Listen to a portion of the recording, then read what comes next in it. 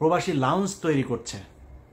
আরে ভাই, পাছার চামড়া লাল হয়ে যায় বাইরে কাজ করতে করতে। 10 বছর 15 বছর বউ পোলাপান থুয়া মধ্যপ্রাচ্যে মানুষ বিদেশ খাটে, তার 5 মিনিট এয়ারপোর্টে যায় না, তার বসতে ইচ্ছা করে না, কখন সে পরিবারের কাছে যাবে তার ওই চিন্তা। আপনি এই বালের ভিআইপি লাউঞ্জ টাউন্স, প্রবাসী লাউঞ্জ টাউন্স করে তো লাভ নাই।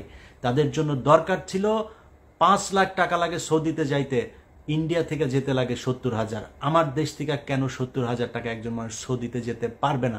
এইটা তার দরকার। একজন মানুষ বিদেশ যেতে চায়, তার পাসপোর্ট করতে কি কি সমস্যা হয় সেই সমস্যার সমাধান করেন। তার বিদেশ যেতে লোন দরকার, যেটা শ্রীলঙ্কা, নেপাল এইসব দেশগুলো করে, তার লোনের ব্যবস্থা করেন, বিদেশ পাঠানোর ব্যবস্থা করেন, মানুষ কাজ করে আপনাকে টাকা দিবে। এই আসসালামু আলাইকুম প্রিয় বন্ধুরা, আপনারা সাংবাদিক ইলিয়াসের বক্তব্যটি শুনলেন। প্রবাসীদের নিয়ে অসাধারণ গুরুত্বপূর্ণ কিছু কথা বলেছেন উনি। কথাগুলো আপনাদের শোনালাম এবং এই কথাগুলো নিয়ে অ্যানালাইসিস করব। আপনারা সাংবাদিক ইলিয়াসের কথাগুলোর সাথে, বক্তব্যের সাথে একমত আছেন কিনা কমেন্ট সেকশনে জানিয়ে দেবেন। উনি 1 নম্বরে যে বিষয়টি বলছেন সেটা হল প্রবাসীদের জন্য লাউঞ্জ করে কি হবে। প্রবাসীদের জন্য এই কাজটা করতে হবে যেটা সৌদি আরবে যেতে বাংলাদেশ থেকে 5 লাখ টাকা লাগে, ইন্ডিয়া থেকে লাগে 70,000। কথাটা কি উনি সত্যি বলেছেন? একদম 100% সত্যি কথা বলেছেন। এর ভিতর যদি কোনো ব্যক্তি যদি আমার কাছে বলে যে 99% উনি এটা সত্যি বলেছেন, 1% এখানে মিথ্যা আছে, আমার কাছে দাঁড়াবেন, আমাকে প্রমাণ দিয়ে যাবেন, আমি আপনার কাছে প্রমাণ দিয়ে দেব 100% সত্যি কথা বলেছেন সাংবাদিক ইলিয়াস যে ইন্ডিয়া থেকে 70,000 টাকা লাগে সৌদি আরব যেতে।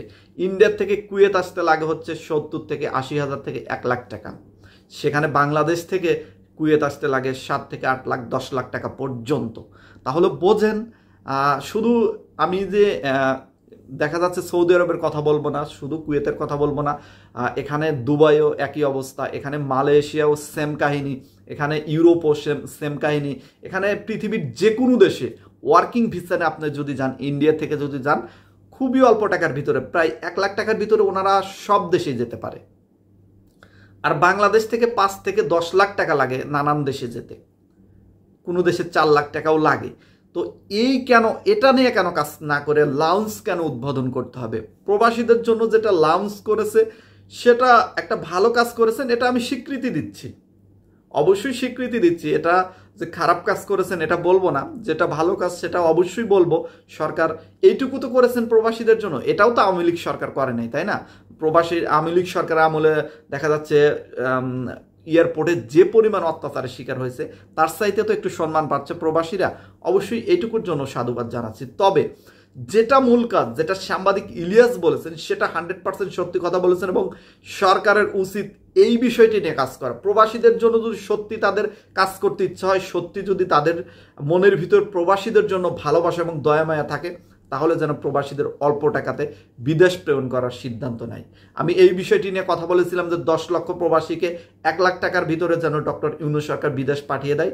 এই বিষয়টি নিয়ে টুকটাক কাজ চলতেছে, অনেক জায়গা থেকে শোনা যাচ্ছে যে নানা দেশ থেকে কিছু ভিসা সংরক্ষণ তারা করেছে। তবে এটা আমি চাই খুবই দ্রুত গতিতে করা হোক। দেশের মানুষ যে পর্যন্ত 1 লাখ টাকায় বিদেশে না আসতে পারবে, এ পর্যন্ত দেশের মানুষ সরকারকে বিশ্বাস করবে না। কেন বিশ্বাস করবে না জানেন? মুখ দিয়ে ঘোষণা করলেই বিশ্বাস করবে না, কারণ বাংলাদেশের মানুষ ফাঁকি পেতে পেতে, মানে ফাঁকিতে পড়তে পড়তে তারা কোনো জিনিস সহজে বিশ্বাস করতে পারে না যতদিন না সেই জিনিসটা হাতে নাতে প্রমাণ পায়। এটা আমি নিজেও এরকম, আমি যে অন্যজনকে যে দোষ দেবো সেটা না, কারণ বাংলাদেশের প্রেক্ষাপটই এরকম হয়ে গেছে, কিছু করার নাই। আমাদের মনের ভিতরে যে বিশ্বাস আস্থা যেটা ছিল সেটা উঠে গেছে, সেটা আবার নতুন করে তৈরি করতে হলে অবশ্যই কাজ করতে হবে সরকারকে। শুধু প্রতিশ্রুতি দিলে হবে না, শুধু বললে হবে না যে প্রবাসীদেরকে ভালোবাসি, নানান মিষ্টি মিষ্টি শুধু কথা বললে হবে না।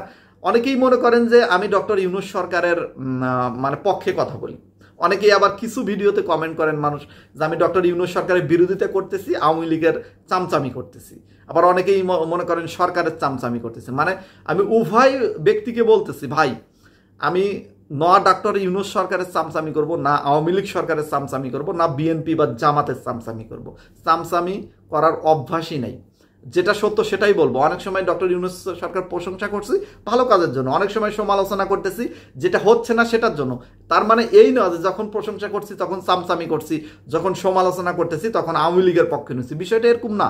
আপনারা সত্যকে সত্য বলবেন, মিথ্যাকে মিথ্যা বলবেন। একজন মানুষের 100%ই ভালো দিক থাকে না। ভালো দিককে প্রশংসা করলে তার চামচামি হয় না, আবার সমালোচনা করলেও তার বিরোধিতা করা হয় না। আমি সেটাই করতেছি যেটা প্রবাসীদের স্বার্থে করতে হবে, প্রবাসীদের অধিকার আদায় করতে হবে, আমি সেটাই করতেছি। তাই অবশ্যই ভিডিওগুলো দেখে একদম জেনে বুঝে তারপরে কমেন্ট করার চেষ্টা করবেন। সম্মানিত ভিউয়ার্স, আপনাদের জন্যই কাজ করা, আপনাদের অধিকার নিশ্চিত করার জন্যই কাজ করতেছি। আমি চাই সামনের দিনগুলোতে সকল প্রবাসী ভাই বোনেরা যেন নানান রকম সরকারি ফ্যাসিলিটিতে ভরপুর হয়ে যায় এবং অধিকারগুলো তাদের যেন নিশ্চিত হয়, এবং নতুন যারা বিদেশে আসবেন তাদের জন্য যেন অল্প টাকায় বিদেশটা নিশ্চিত হয়ে যাবে। যেমন ইন্ডিয়া থেকে অল্প টাকায় আসতে পারে, সেটা কেন বাংলাদেশ থেকে সম্ভব না? বাংলাদেশ থেকে সম্ভব হয়নি কারণ নানা রকম দুর্নীতিতে ভরপুর হয়ে গেছে দেশ, সেটা দূর করতে হবে। সেটা দূর করলে বাংলাদেশ থেকেও অবশ্যই 1 লাখ টাকার ভিতরে যে কোনো দেশে লোক পাঠানো সম্ভব। এরপরে সাংবাদিক ইলিয়াস আরও বলেছেন, 2 নম্বর পয়েন্ট উনি বলেছেন যে প্রবাসীদের জন্য লোনের ব্যবস্থা করেন। খুবই গুরুত্বপূর্ণ কথা প্রিয় বন্ধুরা, সাংবাদিক ইলিয়াসের সাথে আমি 100% একমত। কেন প্রবাসীদের জন্য লোনের ব্যবস্থা করবেন না আপনারা? প্রবাসীরা লক্ষ লক্ষ কোটি কোটি ডলার আপনাদেরকে রেমিটেন্স হিসেবে প্রত্যেক মাসে পাঠাচ্ছে, সেই প্রবাসীদের জন্য কেন লোনের স্পেশাল ব্যবস্থা থাকবে না? সাধারণ 10 জন লোকের সাথে কি প্রবাসীদের সাথে আপনি তুলনা করতে চান? আপনাকে যে প্রবাসীরা লক্ষ লক্ষ কোটি কোটি টাকা আপনাদেরকে রেমিটেন্স হিসেবে দিচ্ছে, সেই প্রবাসীরা ব্যাংকে গিয়ে 1 লাখ টাকা লোন নিতে হলে যদি অন্য 10 জনের মতো যদি এদেরকেও শর্ত পূরণ করতে হয়, তাহলে প্রবাসী আর তাদের মধ্যে পার্থক্য কি? আমি সরকারের কাছে অনুরোধ করব এই বিষয়টি গুরুত্ব সহকারে দেখবেন। প্রবাসীদের লোনের বিষয়ে কোনো ব্যক্তি যদি ভিসা পায়, সেই ভিসা দেখেই যেন সর্বোচ্চ 3 থেকে 5 লাখ টাকা পর্যন্ত লোন দেওয়া হয়। কোনো ব্যক্তি যদি বিদেশে থাকে, দেশে যায়, ব্যবসা করতে চায়, তাকে বিনা জামানতে যেন 10 লাখ টাকা পর্যন্ত লোন দেওয়া হয়। কোনো ব্যক্তি যদি বিদেশ থেকে দেশে যায়, আবার যদি বিদেশে ফেরত আসার সময় তার জন্য টাকার ঘাটতি হয়, 1 থেকে 2 লাখ টাকা 3 লাখ টাকা পর্যন্ত অল্প সুদে তাদেরকে লোন দেওয়ার ব্যবস্থা করা হোক। এবং লোনগুলো কোনো প্রকার হ্যারাসমেন্ট করা যাবে না, বিনা জামানতে অল্প সুদে খুব সহজে তারা লোন পায়, এটি সরকারের নিশ্চিত করতে হবে। সরকার যদি অকৃতজ্ঞ বেইমান না হয়, তাহলে অবশ্যই প্রবাসীদের এই দাবিগুলো মেনে নেবে।